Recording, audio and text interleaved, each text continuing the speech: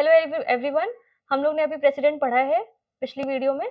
आज उसी से रिलेटेड हम कुछ क्वेश्चंस अटेम्प्ट करके देखते हैं कि क्वेश्चन हम लोग से सॉल्व हो रहे हैं कि नहीं। ठीक है, तो प्रेसिडेंट के कुछ 50 समथिंग क्वेश्चंस हैं। Let's start.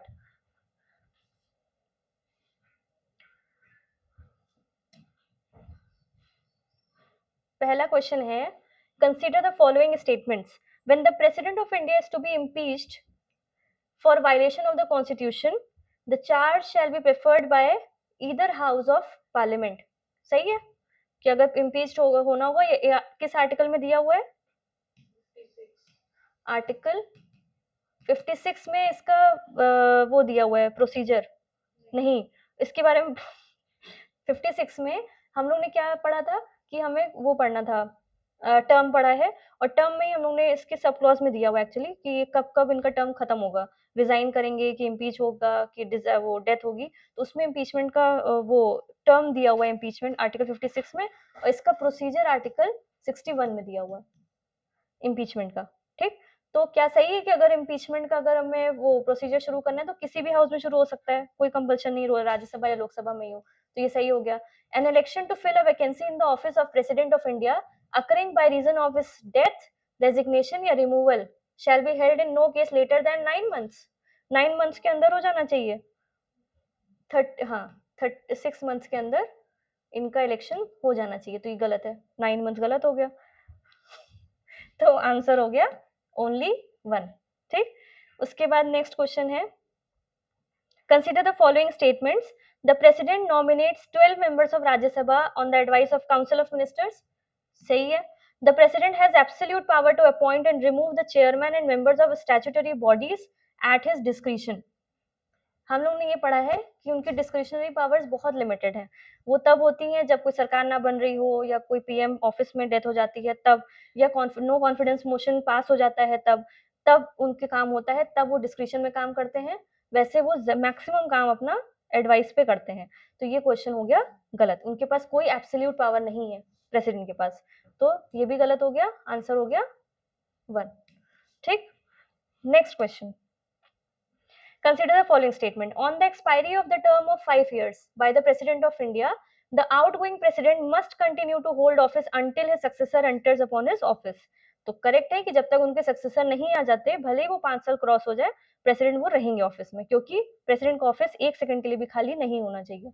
The electoral college for the president election consist of elected members of legislative assemblies of Puducherry and Delhi also. तो ये करेक्ट है कि बाकी चीजों के साथ साथ दिल्ली और पुडुचेरी की भी होनी चाहिए। तो आंसर बोथ 1 and 2। ठीक है, क्लियर। वैसे कौन कौन होते हैं इलेक्टोरल कॉलेज में? Elected MPs plus MLAs. MLC है नॉमिनेटेड, एंग्लो इंडियंस अब तो है ही नहीं, जब थे तब थे नहीं, ये है। और वो हाँ, और यूटीज दिल्ली, जम्मू कश्मीर भी अब हो, वैसे नहीं है लेकिन जब होगा तब आ जाएगा, अमेंड हो। हाँ है, चलो सभी हम चेक कर लेंगे। ठीक है, the executive power of the union government is vested in the president, ये किस आर्टिकल में दिया हुआ है? आर्टिकल 53। ठीक, the president shell exercise these powers himself directly or through officers subordinate to him if he so desires, either directly or through officers subordinate to him in accordance with the provisions of the constitution, only on the advice of prime minister। तो या तो वो खुद करते हैं या तो खुद एक्सरसाइज करेंगे, या जैसे हम लोगों ने देखा कि बजट करना प्रेसिडेंट को चाहिए, पर वो अपने बिहाफ पे किसको बोलते हैं? फाइनेंस मिनिस्टर को बजट पेश करने के लिए।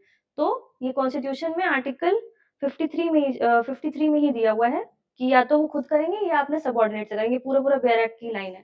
तो ये हो गया आंसर सी। और ये प्राइम मिनिस्टर की एडवाइस नहीं होती है, काउंसिल ऑफ मिनिस्टर की एडवाइस होती है। ठीक, और हिमसेल्फ तो बहुत कम पावर्स हैं डिस्क्रिशनरी वाली, बस। ठीक, उसके बाद हाँ, which one of the following is correct? The chief election commissioner of India holds his office during the pleasure of the president.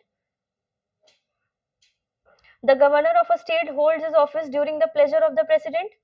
The Prime Minister can only be removed by resolution passed by both the houses of Parliament, और the speaker of the Lok Sabha can be removed at the pleasure of the president. हम लोगों ने क्या देखा था, कौन लोग pleasure पे थे, एक तो और एक अटॉर्नी जनरल भी, और ये मतलब ये काउंसिल ऑफ मिनिस्टर भी और अटॉर्नी जनरल भी. ठीक. इलेक्शन कमीशन जो चीफ इलेक्शन कमिश्नर होता है ये कॉन्स्टिट्यूशनल बॉडी होती है, ये सुप्रीम कोर्ट के जज के हिसाब से इनका रिमूवल होता है. जो जिस ग्राउंड पे सुप्रीम कोर्ट जज रिमूव करे जाते हैं उसी ग्राउंड पे ये भी रिमूव किए जाते हैं. इनका ये प्रेसिडेंट के प्लेजर पे नहीं होते. ठीक. दूसरे नंबर पे क्या गवर्नमेंट प्लेजर पे होता है, हाँ गवर्नमेंट प्लेजर पे होता है. प्राइम मिनिस्टर क्या सिर्फ रेजोल्यूशन पास करना पड़ता है, नहीं, प्रेसिडेंट के प्लेजर पे रहते हैं प्राइम मिनिस्टर. अभी उन्होंने देखा था प्राइम मिनिस्टर और अटॉर्नी जनरल ये दोनों, और स्पीकर नहीं. ठीक. उसके बाद in which of the following cases ये इनके लिए रेजोल्यूशन पास होता है, जो अभी हम लोग के ओम बिरला का नो कॉन्फिडेंस मोशन चल रहा था ना कि स्पीकर को हटाना है, तो अगर प्लेजर पे होते तो कोई कॉन्फिडेंस मोशन नहीं चलाना पड़ता, लेकिन चलाना पड़ा, इसका मतलब वो प्लेजर पे नहीं है प्रेसिडेंट के, स्पीकर भी. ठीक. उसके बाद in which of the following cases the president of India is not bound by the advice of the council of minister, the choice of the prime minister, the dismissal of the government which refuses to quit after having lost its majority in the House of the People, the allocation of business or dissolution of the House when appeal to the electorate becomes necessary.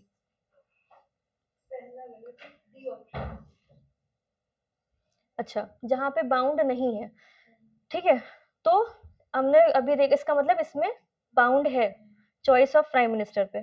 ठीक. बाकी चीजों पे bound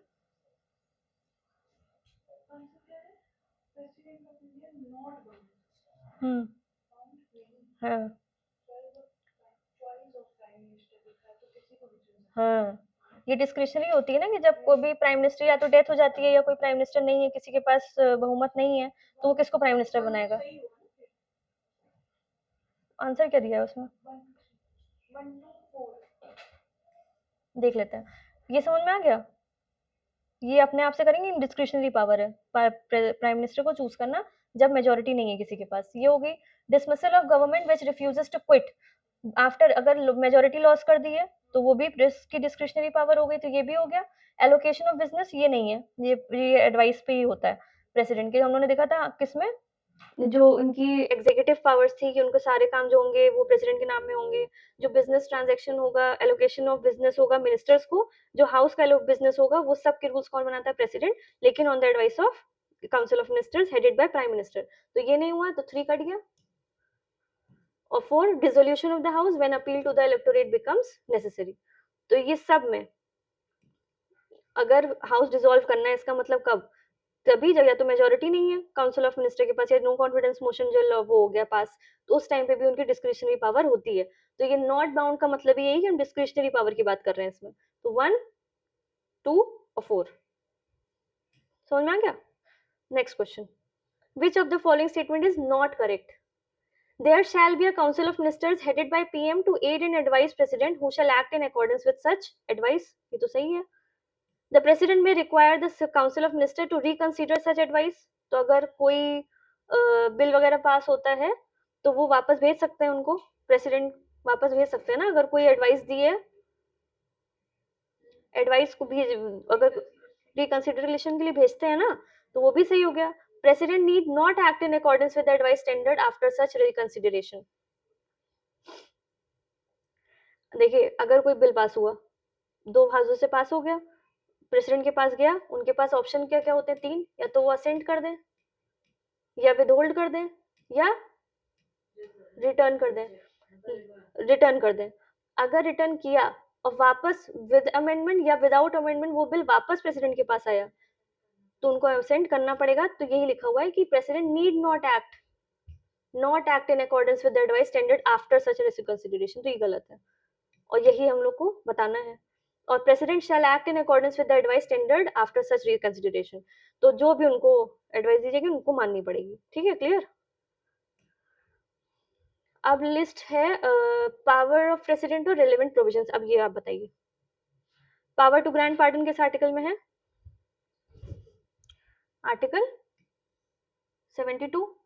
executive power of union 53.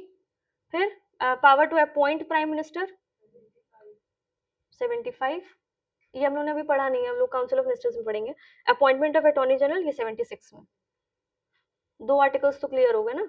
तो क्या हो गया, ए का 4, वो फिर बी का 3, ये आंसर बी। ठीक है। उसके बाद the president can commute death sentence to life imprisonment. Commute मैंने क्या था, कम्यूट था और एक रेमिशन था, इन्हीं दोनों में टाइम और नेचर की बात हुई थी। रेमिशन में क्या था, टाइम कम हो जाएगा पर नेचर नहीं बदलेगा। कम्यूट में क्या था, टाइम वही रहेगा, नेचर चेंज हो जाएगा। हाँ, है ना शिखा, उसे ठीक है। Governor can not commute death sentence to life imprisonment. Hmm, governor pardon नहीं कर सकते पर कम्यूट तो कर सकते हैं, नहीं कर सकते हैं, डेथ सेंटेंस नहीं कर सकते। हाँ, तो डेथ सेंटेंस की जहां बात आएगी वहां पे पावर इकलौता किसका है, प्रेसिडेंट का है। तो गवर्नर कैन नॉट कम्यूट। ठीक। और president's power to pardon extends to the punishment और सेंटेंसेस बाय कोर्ट मार्शल करा जाता है। हाँ, यही बताया था कि प्रेसिडेंट की जो पावर्स होती हैं इस मामले में गवर्नर से ज्यादा होती हैं, दो मामलों में। दो कौन सी, पहली कोर्ट मार्शल ने अगर कोई सजा सुनाई है तो उसको माफ करना या चेंज करने का काम प्रेसिडेंट कर सकते हैं। क्यों, क्योंकि president is the supreme commander of defence forces, तो उसके ऊपर है प्रेसिडेंट। गवर्नर के पास ऐसी कोई पावर नहीं है। तो कोर्ट मार्शल होगा तो प्रेसिडेंट कर सकते हैं, गवर्नर नहीं कर सकते। और डेथ सेंटेंस से रिलेटेड कोई भी चीज करनी होगी तो वो गवर्नर नहीं कर सकते, प्रेसिडेंट कर सकते हैं। तो ये सही हो गया, ये गलत हो गया और ये सही हो गया। तो आंसर हो गया 1 एंड 3। ठीक। उसके बाद असर्शन रीजनिंग का question, president of India is the chief executive of government of India. Chief executive होता है, हेड ऑफ द एग्जीक्यूटिव होता है, article 53। President of India is elected bye elected members of parliament and elected members of state legislative assemblies. ठीक है। तो ये इसीलिए इसी वजह से उनको कहा जाता है। तो रीजन भी सही है और दोनों सेंटेंसेस भी सही है, तो करेक्ट एक्सप्लेनेशन भी है। फिर in which of one of the following cases is the president of India not bound by the aid and advice. अब इसमें डिस्क्रिशनरी पावर की बात हो रही है, प्रेसिडेंट की डिस्क्रिशनरी पावर कौन सी है। अगर गवर्नर को रिमूव करना है तो क्या ये डिस्क्रिशनरी पावर होती है प्रेसिडेंट की, नहीं। प्रेसिडेंट प्राइम मिनिस्टर और काउंसिल ऑफ मिनिस्टर की एडवाइस पे करेंगे। इन डिसाइड जो 3-4 चीजें हम लोगों ने पहले पढ़ी है उसको छोड़ के सब पे एडवाइस चाहिए। In deciding the question whether a member of Lok Sabha has become disqualified, disqualified पे है। डिस्क्वालीफाई मतलब अगर मेंबर की डिस्क्वालिफिकेशन हो या काउंसिल जो भी, क्योंकि प्लेजर पे होते हैं प्रेसिडेंट के, है ना, मेंबर्स जो भी होते हैं प्राइम मिनिस्टर प्लेजर पे होते हैं। तो उनकी क्वालिफिकेशन पे कोई बात आएगी तो वो प्रेसिडेंट की डिस्क्रिशनरी पावर होगी, मतलब हाउस से रिलेटेड जो भी डिस्क्वालिफिकेशन होनी है वो प्रेसिडेंट के उस पर। While exercising power to grant pardon, pardon भी इनकी डिस्क्रिशनरी पावर नहीं है। और dismissing a civil servant without an inquiry and hearing on the ground of, ये सब उन्होंने पढ़ा तो है नहीं डिस्क्रिशनल में, तो ये भी नहीं है। तो ये आंसर हो गया weather a member of Lok Sabha has become, या तो मेंबर हो या काउंसिल ऑफ मिनिस्टर हो या पीएम हो, क्योंकि पीएम भी मेंबर ऑफ लोकसभा है। तो पीएम नहीं है कोई, किसको चुनना है, ये सब प्रेसिडेंट की discretionary powers. Money can be advanced out of contingency fund of India to meet unforeseen expenditure by the, कौन हेड होता है कंटिजेंसी फंड का, ठीक। Consider the following, the charge of violation of constitution by the president of India for his impeachment can not be preferred by a house. ठीक। कब नहीं पास होगा, कब नहीं प्रेफर किया जाएगा, कब, a resolution containing the proposal is moved after a 7 days notice in writing signed by not less than 1/4 of the total number of members of that house। तो जब प्रपोजल होता है, एक प्रपोजल होता है और एक रेजोल्यूशन पास करने की बात होती है, जिस हाउस में इनिशिएट होगा वहां पे पहले प्रपोजल जाएगा 1/4 मेजोरिटी से कि हम इस प्रोसीजर को स्टार्ट करना चाहते हैं। तो क्या 7 डेज नोटिस दी जाती है, 14 डेज दी जाती है। The resolution is passed by majority of not less than 2/3 of the total membership of that house। तो ये सही है, ठीक। तो सेकंड वाला सही हो गया, क्लियर। उसके बाद constitution 42nd amendment act made it obligatory for the president of India to act in accordance with the council of ministers advice for the purpose which one of the following articles of the constitution of India was amended by the constitution, article 74 ना। तो ये अभी हम लोगों ने पढ़ा नहीं इस आर्टिकल में, लेकिन 42nd अमेंडमेंट से उनके ऊपर ये वो कंपल्शन कर गया था प्रेसिडेंट के ऊपर कि आपको जो भी एडवाइस दी होगी वो बाइंडिंग होगी आपके ऊपर, ठीक है। लेकिन 44 ये हो रही बात किसकी, 42nd की। 44th से ये बोला गया था बाइंडिंग तो होगी, लेकिन आप एक बार उसको लौटा सकते हैं वापस रिकंसिडरेशन के लिए, लेकिन उसके बाद अगर दोबारा आ गया तो आपको साइन करना पड़ेगा, ठीक। 42 और 44। President of India has the power to grant pardon, reprieve, respite or remission of punishment or to suspend, remit या commute the sentence. ये सही है। President exercises not only executive function but also judicial and legislative functions. पता ही हम लोग इन सब उसकी powers हैं, तो सही भी है और explanation भी सही कर रहा है। अब इसमें फटाक से बता दीजिए क्या क्या होता है। pardon मतलब death sentence, reprieve मतलब temporary delay, respite मतलब respiratory मतलब स्पेशल कंडीशंस में, हाँ हेल्थ या कोई भी स्पेशल, कोई शादी वादी हो, पैरोल वगैरह पे भेजना होता है स्पेशल कंडीशंस में, वो कर दिया जाता है। रेमिशन, मिशन, हाँ टाइम कम कर देंगे, नेचर वही रहेगा। और सस्पेंड तो मतलब सस्पेंड ही कर दिया, पूरी सजा ही खत्म कर दी। रेमिट माने क्या होता है, रेमिट उसमें था, रेमिट वाले में, अच्छा हाँ रेमिट या कम्यूट ना, दोनों एक ही है, रेमिट या कम्यूट कुछ भी कर। तो कम्यूट में क्या होगा कि नेचर चेंज हो जाएगा, टाइम वही रहेगा। हो गया ये आंसर। फिर correct statement, he can address both houses of parliament, can summon the houses, ये सब हम लोगों ने कहाँ पढ़े थे keywords, and can send messages, कहाँ थे, लेजिस्लेटिव पावर्स ना, कि हमने समन किया, एड्रेस बताओ हमें मैसेज भेजना है, स्पीकर वो वाला। तो ये हो गई, ए सही है। He can summon the houses of parliament but can not send messages, गलत है। He can send messages to either house of parliament but cannot summon the houses of parliament, ये भी गलत है। He cannot send messages पहली गलत है। तो आंसर क्या है, और ये इसकी प्रेसिडेंट की ये कीवर्ड्स हैं, ट्रिक, लेजिस्लेटिव पावर ट्रिक थी कि समन करके बुलाया, एड्रेस बताओ तुम्हें मैसेज भेजना है, ठीक, legislative powers. President of India can be a member of parliament, is a part of parliament, cannot stand for election for more than 2 terms, presides over joint sitting, यहाँ पे कौन प्रिसाइड करता है जॉइंट सिटिंग को, speaker, बुलाता कौन है, president, preside speaker, part of parliament है, हाँ। पार्लियामेंट के कितने पार्ट्स होते हैं, Lok Sabha, Rajya Sabha, member of parliament हो सकता है, नहीं हो सकता, क्योंकि अगर है भी तो उसको अपना नहीं हो सकता, प्रेसिडेंट है तो पार्लियामेंट के मेंबर नहीं हो सकते। फिर इम्पीचमेंट के बारे में बताना है, क्या करेक्ट है, नहीं करेक्ट है, नॉट करेक्ट पूछा है। The charge for violation of the constitution shall be preferred by either house of the parliament, ये सही है। The resolution has to be moved after at least 30 days notice, यही गलत है, कितने दिन की नोटिस, 14 डेज की notice. The resolution has to be signed by not less than 1/4 of the total members, ठीक है, और इसको पास होना चाहिए 2/3 ऑफ द टोटल मेजोरिटी। एक साइन होता है, देखिए जब इम्पीचमेंट शुरू करना है, इम्पीचमेंट प्रोसेस लाना है, तब एक पर्चे पे लिस्ट वो बन के जाएगी कि 1/4 मेंबर्स की, हाँ कि हम प्रपोज कर रहे हैं कि हमें इम्पीचमेंट प्रोसीजर लाना है। जब ये पास हो जाएगा तब एक रेजोल्यूशन आएगा कि हम यहाँ से इस हाउस से हम उनका इम्पीचमेंट वो करते हैं, शुरू करते हैं। एक से हो जाएगा, फिर दूसरे में भी उसी सेम मेजोरिटी से पास होगा, तब इम्पीच होंगे।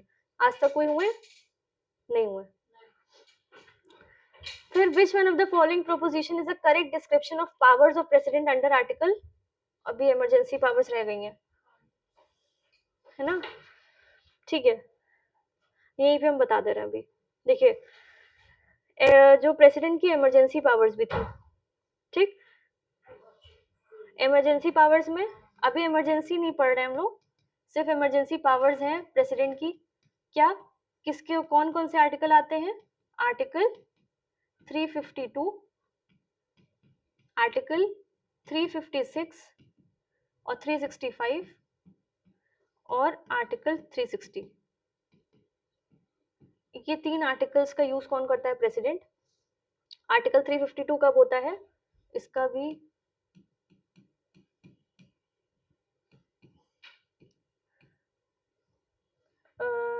इसको एक सेकेंड,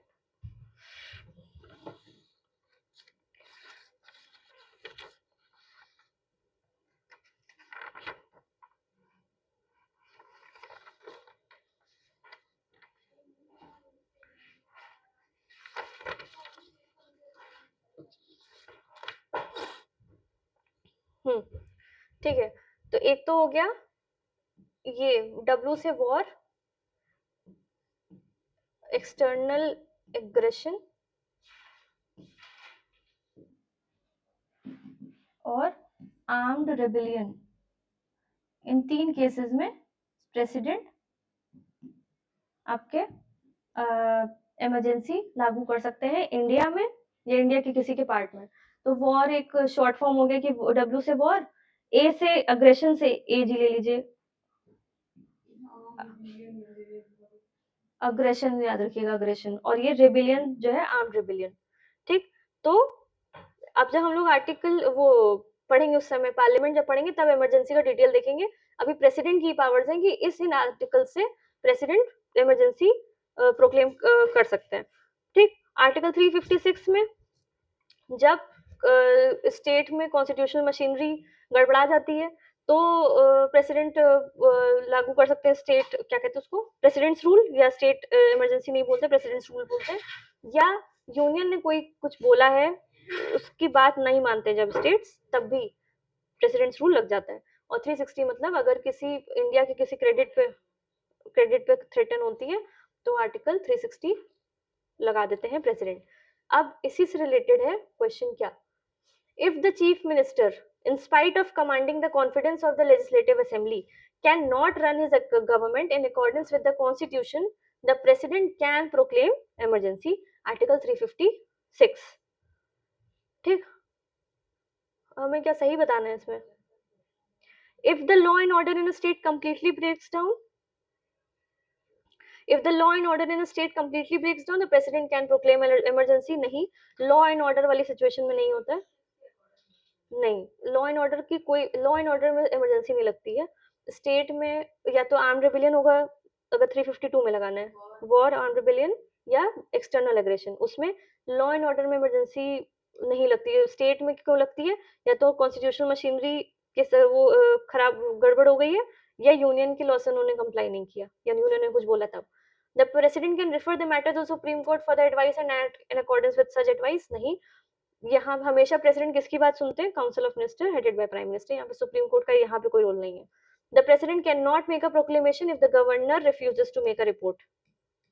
नहीं, ठीक, जब हम लोग गवर्नर पढ़ेंगे तो गवर्नर रिपोर्ट कर देते हैं तब भी वो लगा सकते हैं इमरजेंसी। गवर्नर बोल दें कि हमारे स्टेट में लगवा दीजिए, नहीं भी होगा तो सुओ मोटो प्रेसिडेंट लगा सकते हैं अपने आप ही।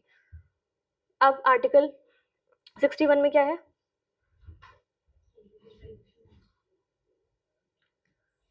654 में क्या है, ठीक, 56 में क्या है, अच्छा 55 में क्या था, यहीं से मटर, हाँ, 56 में टर्म और 54 में इलेक्शन, जो हमें पता था, प्रेसिडेंट, पावर और इलेक्टोरल कॉलेज, वैसे।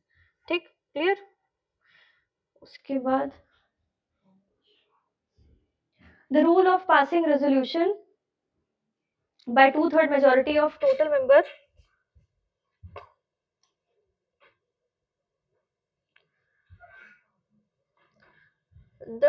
the rule of passing resolution by 2/3 majority of total members of the House of Parliament in the case of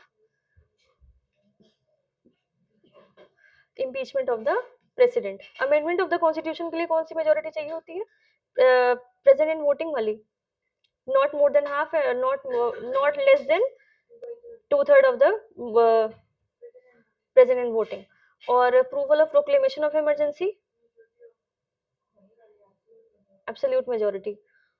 और impeachment of the total membership, अगर राज्यसभा में होना है, नहीं, टोटल मेंबरशिप है जितने, वो आपके जैसे 250 इधर और 543 उधर, तो उसकी 2/3।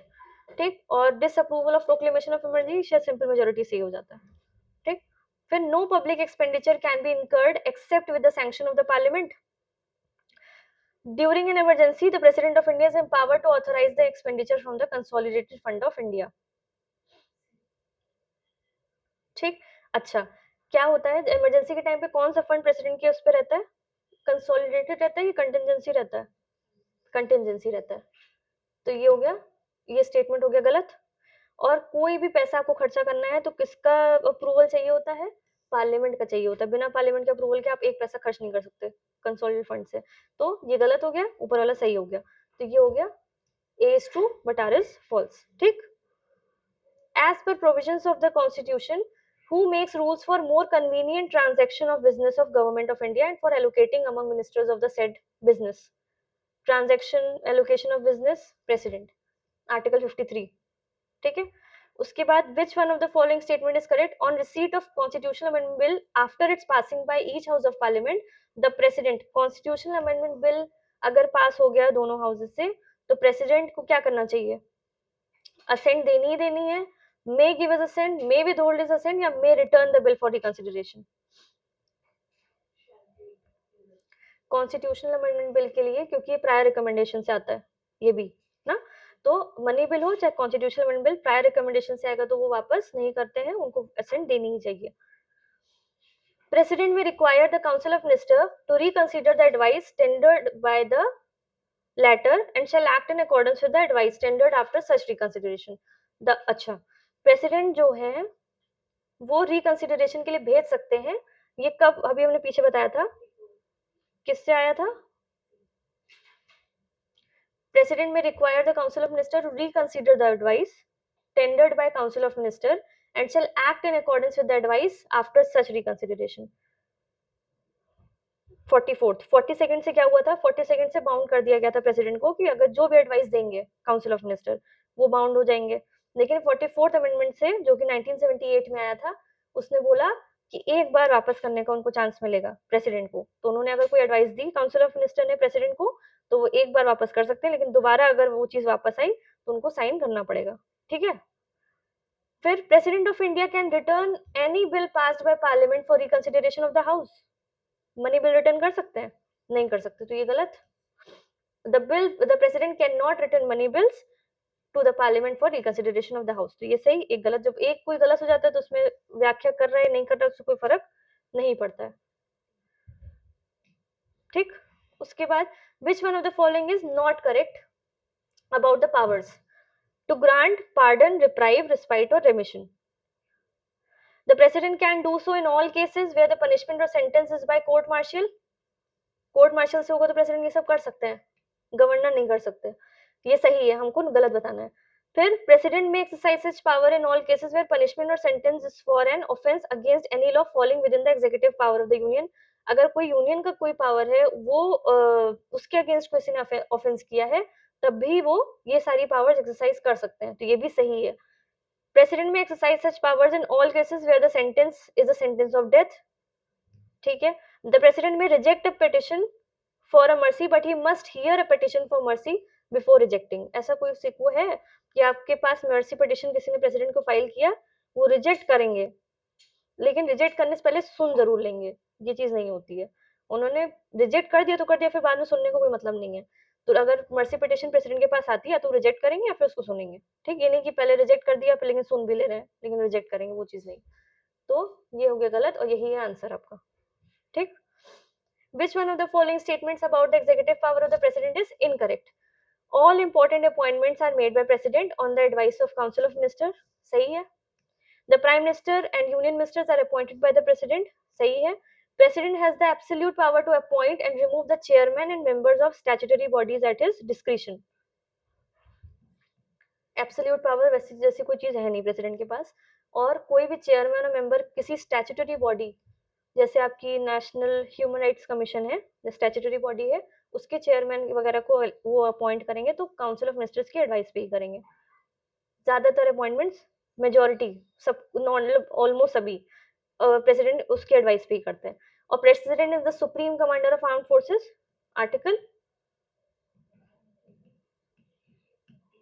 ठीक, president of India is elected by electoral college. कौन कौन होते हैं उसमें, ऑल मेंबर्स ऑफ पार्लियामेंट,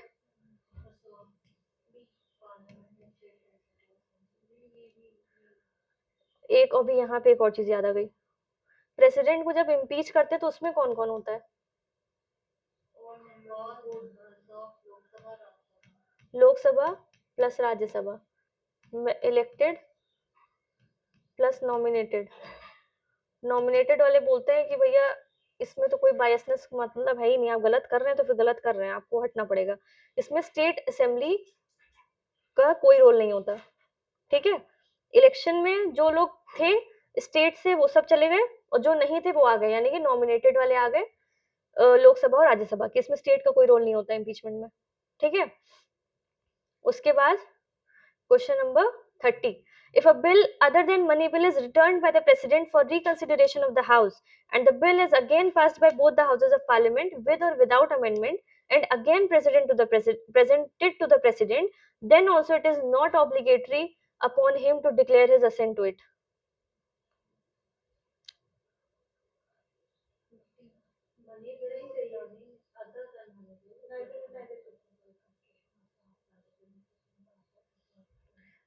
अभी ये कहाँ हम लोगों ने पढ़ा है, कौन से अमेंडमेंट में? करना है दोबारा, अगर गया रिकंसिडरेशन के बाद तो इनको करना ही पड़ेगा, ये नहीं हो सकता। हाँ ठीक, तो ये गलत हो गया। और फिर a bill for the purpose of formation of new states, अभी उन्होंने पढ़ा है कहीं, new states and alteration of areas boundaries names of existing states can be introduced and no recommendation of president is required for the introduction of. Prior recommendation चाहिए होती है, president की prior recommendation चाहिए। अगर आप कोई न्यू स्टेट बना रहे हैं, कुछ बाउंड्री चेंज कर रहे हैं किसी स्टेट की, प्रायर रिकमेंडेशन चाहिए, जैसे मनी बिल में चाहिए। तो ये भी गलत हो गया, इसमें बोल रहा है नो रिकमेंडेशन, तो नीदर वन नीदर टू। फिर president of India is indirectly elected,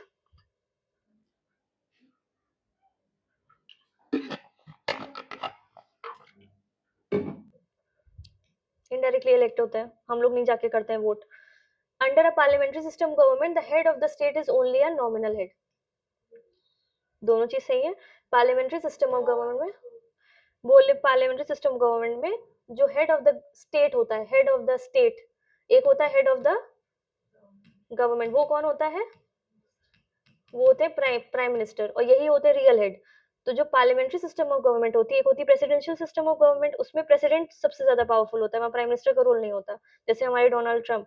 तो वहां पे प्रेसिडेंशियल सिस्टम है, अरे मतलब हमारे जो यूएसए में जो प्रेसिडेंट है, यूएसए में जो प्रेसिडेंट है, हमारे नहीं, तो वहां पे प्रेसिडेंट है, वही सबसे ज्यादा पावरफुल है। इंडिया में प्रेसिडेंट तो है पर वो नॉमिनल हेड है, बस सिंबॉलिक, ठीक। तो ये हो गया आपका सही। तो president of India indirectly elect होते हैं और वो हेड ऑफ द स्टेट होते हैं, लेकिन नॉमिनल हेड होते हैं। तो दोनों सही है, दोनों एक्सप्लेन कर रहे हैं, ठीक। फिर authority to declare war and peace किसके अंदर होती है, कौन सी पावर है इनकी? Military, military. क्यों? क्योंकि सुप्रीम कमांडर होते हैं ये। Which one of the following statement is correct? President may continue to be a member of parliament even after assuming charge of the presidential office.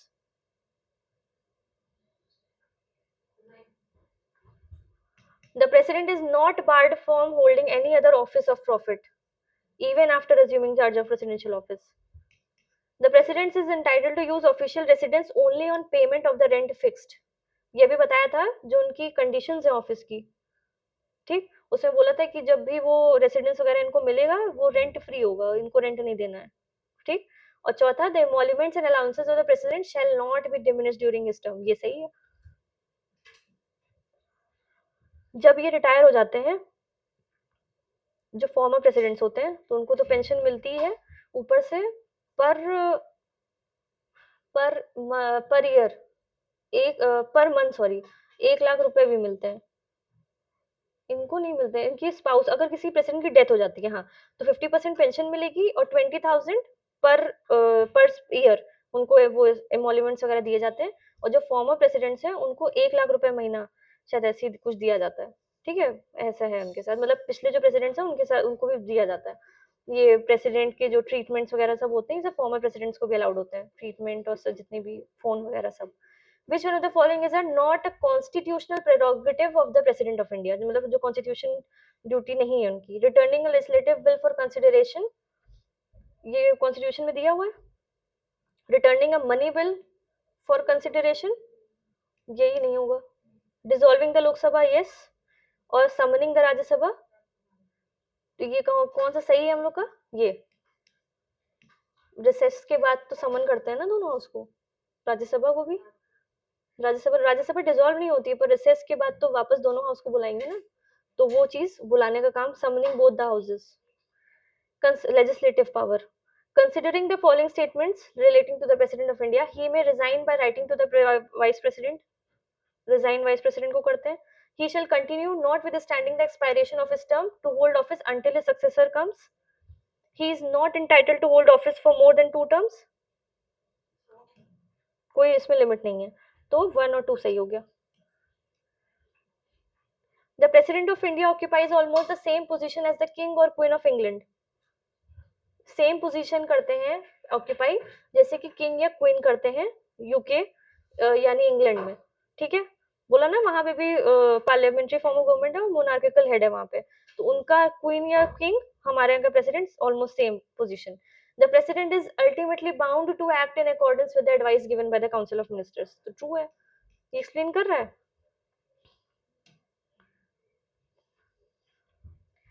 क्यों ऐसा है? क्योंकि वहां पे सेरेमोनियल हेड अगर होता है कोई, तो उसको जो बोला जाएगा वही करेगा, तो काउंसिल ऑफ मिनिस्टर्स की एडवाइस उनको माननी पड़ती है. तो है तो हेड, पर करते वही है जो उनका जो रियल हेड बोल रहा है, यानी कि प्राइम मिनिस्टर. उसके बाद president of India is not the authority for the appointment of, उसको अपॉइंट नहीं करते हैं. जुडिशरी वाला भी रह गया है, जुडिशरी फंक्शंस. जजेस ऑफ, एक मिनट के देखो, जुडिशियल में फंक्शंस जो होते हैं उसमें हमें याद नहीं आ रहा. सुप्रीम कोर्ट और हाई कोर्ट के जजेस को अपॉइंट करने का काम किसका है? प्रेसिडेंट का है. और सही में पार्डनिंग पावर्स भी थी, और एक और कुछ था. हाँ हाँ ठीक है, 143. हाँ, तो जजेस ऑफ हाई कोर्ट की इनकी अथॉरिटी है हमें नोट बताना है. स्टेट गवर्नर्स प्रेसिडेंट ही करते हैं, यूनियन मिनिस्टर्स यही करते हैं, chairman of state public service commission, state वाले करेंगे गवर्नर, स्टेट लेवल पे गवर्नर. यूपीएससी होता तो प्रेसिडेंट होते. ठीक. Who among the following do not participate in the election of the president? बताइए. इलेक्टेड मेंबर्स ऑफ राज्यसभा करते हैं, हाँ. Elected members of Lok Sabha, yes. Good, खुशी हो जाती है मुझे जब बच्चे करने लगते हैं कि आ जाता है. क्या है? President is part of the parliament. A bill passed by 2 houses cannot become law without the assent of the president. और इसी वजह से ये पार्ट होते हैं पार्लियामेंट का. तो दोनों सही हैं, दोनों एक्सप्लेन भी कर रहे हैं. Once the proclamation of emergency is made, the right of a citizen to move the Supreme Court for enforcement of his fundamental right is suspended by. अगर इमरजेंसी लागू कर दी गई तो प्रेसिडेंट आर्टिकल 20 और 21 को छोड़ के सारी फंडामेंटल राइट्स को सस्पेंड कर देते हैं. तो और जो है, जो आपको सुप्रीम कोर्ट जाने की शक्ति किस आर्टिकल में मिलती है? आर्टिकल 32 में. तो वो भी सस्पेंड हो गई, 2021 को छोड़ के सब सस्पेंड हो गया. तो ये करता कौन है? President. Emergency. Which one of the following is not correct regarding the executive powers of the president? He must be kept informed by the prime minister. हाँ, आर्टिकल 78 में जहां तक दिया हुआ है कि जो भी एडमिनिस्ट्रेशन या जितना भी काम हो रहा है वो सब की इंफॉर्मेशन प्रेसिडेंट के पास होनी चाहिए, और वो देता कौन है? प्राइम मिनिस्टर देता है. तो ये हो गया सही कि हाँ, he should be informed by the prime minister जितने भी डिसीजंस लिए जा रहे हैं. He presides over the meetings of the council of minister when he deems fit. Council of ministers की अगर कोई मीटिंग होगी तो उसे प्रेसिडेंट कभी प्रेसाइड करेंगे? नहीं, प्राइम मिनिस्टर करते हैं, प्रेसिडेंट नहीं करते हैं कभी. He can ask the prime minister to submit a decision of any minister for the consideration of council. हाँ, अगर जैसे किसी मिनिस्टर ने कोई डिसीजन लिया, ठीक, और ये बात काउंसिल ऑफ मिनिस्टर तक नहीं पहुंची है, तो प्रेसिडेंट प्राइम मिनिस्टर बुला कहते हैं कि देखो ये मिनिस्टर ने जो डिसीजन लिया ये आप सबके सामने रखिए, काउंसिल ऑफ मिनिस्टर के सामने रखिए. तो ये भी प्रेसिडेंट करते हैं. और he must be supplied with such other information about the administration of the country as he asks for it. तो जो भी काम हो रहा है, ये बताने का काम प्रेसिडेंट को किसका है? प्राइम मिनिस्टर का है। कुछ भी एडमिनिस्ट्रेशन से रिलेटेड, काउंसिल ऑफ मिनिस्टर्स कुछ डिसीजन ले रहे हैं, अगर वो पूछ लेंगे प्राइम मिनिस्टर से कि इन्होंने ये जो काम किया है या कुछ डिसीजन लिया है, ये बाकी लोग को पता है कि नहीं पता है? नहीं पता है तो बताइए, ये सब प्रेसिडेंट कराते हैं। आर्टिकल 78 में, ना? तो हो गया। और गलत ये है कि काउंसिल ऑफ मिनिस्टर्स की मीटिंग में प्राइम मिनिस्टर प्रिसाइड करेंगे। President of India can issue a proclamation of emergency under Article 352 on the advice of Prime Minister. Or when a proclamation of emergency is in operation, President may suspend the operation of all fundamental right under except Article 20, 21. अच्छा, okay. Council of Ministers headed by Prime Minister. ये बोला जाता है। Prime minister, देखिए ये अभी वो जो आर्टिकल 1975 में जो इमरजेंसी लगी थी, उसमें यही हुआ था कि प्राइम मिनिस्टर ने प्रेसिडेंट को बोल दिया था कि इमरजेंसी लगा दीजिए। इमरजेंसी लगने के बाद काउंसिल ऑफ मिनिस्टर्स को पता चला कि अच्छा इमरजेंसी लग चुकी है। उसके बाद से ये रूल बन गया कि एक तो काउंसिल ऑफ मिनिस्टर्स या कैबिनेट, तभी ये वर्ड आया है कॉन्स्टिट्यूशन में पहली बार। अगर आपको कैबिनेट कहीं दिखेगा तो वो आर्टिकल 352 में दिखेगा। तो वहां पे ये बोला गया कि रिटर्न आपको कैबिनेट जब लिख के देगी प्रेसिडेंट को कि इमरजेंसी लगानी है, तभी आप इमरजेंसी लगाएंगे। प्राइम मिनिस्टर के कहने पे आप इमरजेंसी नहीं लगा सकते अकेले, ठीक है? तो इस वजह से ये स्टेटमेंट गलत, बहुत ध्यान से देखना होता है। एडवाइस प्राइम मिनिस्टर की नहीं, इंदिरा गांधी ने ये किया था, ठीक? तो ये गलत हो गया और ये सही है, ठीक? The power of the president of India to issue an ordinance, कैसा पावर है? Legislative power. The impeachment of the president can be initiated in Who amongst the following decides about the disqualification of the members of the parliament? अभी पढ़ा है हम लोग ने, president of India. जब वो बात होती है कि आपको एंटी डिफेक्शन लॉ के अंडर में अगर कोई डिस्क्वालीफाई हो रहा है, तो वो तब उस समय स्पीकर की डिसीजन फाइनल होता है। बाकी अगर कोई सिलेक्शन वगैरह से रिलेटेड कुछ भी है तो वो प्रेसिडेंट वो करते हैं। The constitution vests the executive power of union in the president of India. President of India is the constitutional head of the state. तो दोनों सही होगा, ये व्याख्या भी कर रहा है। उसके बाद when the president of India satisfied that the financial credit of government is threatened, he may जब फाइनेंस, हाँ, ये direct reduction in the number of members in the finance commission, इसका कोई मतलब नहीं है। इम्पोज प्रेसिडेंट्स रूल, ये तब लगता है आर्टिकल 356 में। जब कब लगता है? दो रीजंस की वजह से, कॉन्स्टिट्यूशनल मशीनरी या यूनियन लॉ से उन्होंने कंप्लाई नहीं किया स्टेट वालों ने। और direct parliament to pass a special financial bill, इससे कोई लेना देना नहीं है। अब फाइनेंशियल इमरजेंसी लगती है तो सबकी सैलरीज कम हो जाती हैं, इंक्लूडिंग हाई कोर्ट और सुप्रीम कोर्ट जजेस, अपनी छोड़ के सबकी। और प्रेसिडेंट की वो कितनी है सैलरी? 2018 में 2.5 से बढ़ा के 5 लाख कर दी, और गवर्नर की 3.5। यही भी एक फैक्ट सुन लीजिए, गवर्नर जो होते हैं उनका जो होता है कि एक स्टेट का एक गवर्नर होना चाहिए, पर अगर 2 या 2 से ज्यादा स्टेट्स का भी एक गवर्नर हो सकता है। अगर 3 स्टेट्स का गवर्नर है, एक कोई 3 स्टेट्स हैं पर उसका गवर्नर एक है, तो उस गवर्नर की सैलरी कौन देगा? वो करेगा। मतलब ये नहीं हो कि गवर्नर की सैलरी 3.5 लाख है तो तीनों स्टेट 3.5 3.5 दे रहे हैं, पता चला प्रेसिडेंट की 5 लाख है और इनकी 7 लाख क्रॉस कर गई गवर्नर की। इस वजह से वो डिवाइड हो जाता है आपस में, रहेगी उतनी सैलरी, बस प्रेसिडेंट बताएंगे कितने प्रोपोर्शन में किसको कितनी देनी है। हाँ, हाँ, हाँ। In the event of occurrence of vacancies in the office of both the president and vice president, अगर प्रेसिडेंट और वाइस प्रेसिडेंट के दोनों के ऑफिस में वैकेंट होती है तो कौन फंक्शन करेगा प्रेसिडेंट के लिए?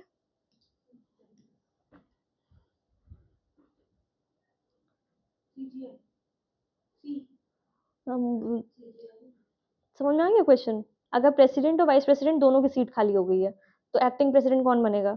अब कहिए वाइस प्रेसिडेंट की सीट भरने की जरूरत नहीं है हम लोग को, वो इंपॉर्टेंट पोजीशन नहीं है जितनी की प्रेसिडेंट है। तो प्रेसिडेंट की सीट खाली नहीं होनी चाहिए, चीफ जस्टिस ऑफ इंडिया, और वो भी नहीं रहे तो supreme court. President of India has the power to declare emergency under article 352 on which of the following grounds? हाँ,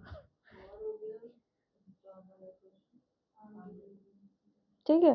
ये इसका आर वॉर का ये अग्रेशन है और ये रेबेलियन है, ठीक? यही 3 ग्राउंड्स हैं जिस पे बेसिस पे वो लगती है emergency, national emergency. Consider the following statements in respect of ordinance. Such an ordinance may be withdrawn at any time by the president. ठीक, विथड्रॉ जब चाहे वो कर सकते हैं प्रेसिडेंट ही करेंगे. और such an ordinance shall be laid before both the houses of parliament and shall cease to operate at the expiration of 6 weeks from the reassembly of parliament और before that period if disapproved by the houses. अगर कोई decision नहीं लिया गया तो अपने आप 6 हफ्ते में वो हो जाएगा, खत्म हो जाएगा. और अगर उन्होंने डिसअप्रूव कर दिया तो वो पहले भी खत्म हो सकता है.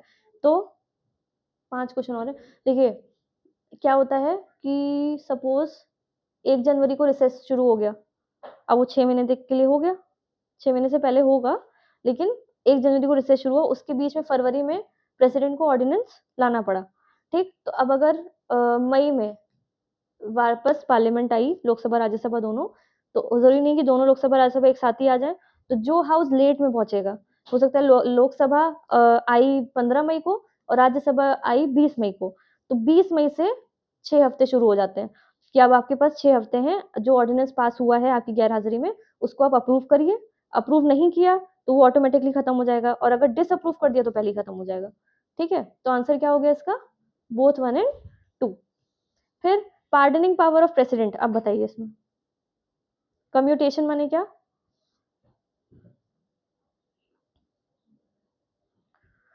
पीरियड कहाँ कम होता है? Reducing the period of sentence. Mission time वाला ना. और कहाँ पे नेचर चेंज होता है? टेम्पररी पीरियड के लिए कौन डिले करता है? ये. हाँ, तो कौन सा है? In awarding a lesser sentence in place of one originally awarded. यही होगा ना. तो बचा क्या? Respite, one form punishment for a lighter form. Lighter form तब दिया जाता है जब कोई स्पेशल कंडीशन होती है, हेल्थ या कुछ और इमरजेंसी. ठीक, clear. President of India is not empowered to proclaim emergency arising out of war, external aggression and armed rebellion. ये तो करते ही हैं. Emergency due to breakdown of constitution machinery, ये भी करते हैं. Financial emergency is the state of Jammu Kashmir. ये अब उस समय जिस समय वो जम्मू कश्मीर पार्ट नहीं था, मतलब कॉन्स्टिट्यूशन का वो था, क्या कहते हैं उसको, मतलब वो यूटी था जब, क्या बोल रहे हैं, 2019 से पहले ना 370 जब तक था तब नहीं बोल सकते थे, अब तो कर सकते हैं. और emergency arising out of threat of financial stability, तो ये 360, 356 और 352. ठीक है, 370 हटने के बाद तो अब सब कुछ इंडिया में ही आ गया, तो कर सकते हैं. The president of India has the power to address both the houses of parliament at the commencement of. किस समय एड्रेस करते हैं? First session after general election. Each session first session of each year. देखिए 3 sessions होते हैं एक साल में. एक बजट सेशन होता है, एक विंटर सेशन होता है और एक मॉनसून सेशन होता है. तो हर सेशन के बाद वो एड्रेस करते हैं? नहीं, एक पहले वाले में करते हैं जो बजट से हर साल के, उसमें first session of each year. नहीं, वो एड्रेस नहीं करते. बजट सेशन हमेशा नॉर्मली साल के पहले टाइम पे पड़ता है, मतलब पहला सेशन वही पड़ता है, तो वो ईच ईयर वही पड़ जाता है. हर साल के स्टार्टिंग में और जनरल इलेक्शन का पहला, यही 2 चीजें हैं जब एड्रेस करते हैं प्रेसिडेंट 2 बार. तो 1 एंड 3 नहीं क्लियर हुआ? जनरल इलेक्शन के बाद 5 साल के लिए पार्लियामेंट अगर बैठी तो 5 बार वो एड्रेस करेंगे हर साल, पहला सेशन जो होगा, और पहला सेशन बजट सेशन ही होता है. ठीक है, उसके बाद बजट सेशन, मतलब कि बजट सेशन में नहीं करते हैं कि पहला साल जो भी सेशन पड़ेगा वो चीज वो साल के स्टार्टिंग में वो एड्रेस करेंगे, हर साल के स्टार्टिंग में. फिर when the vice president of India act as the president of India, he perform simultaneously the functions of chairman of the Rajya Sabha. नहीं. The President of India can promulgate ordinance at any time except when both the houses of parliament are in session. तो अगर session में है,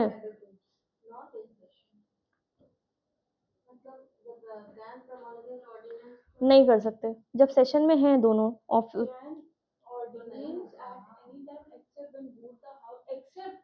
अच्छा, sorry, accept लगा हुआ है, इसका मतलब पार्लियामेंट सेशन दोनों हाउस अगर सेशन में है तब नहीं कर सकते, बाकी अगर दोनों हाउस सेशन में नहीं है या कोई एक है.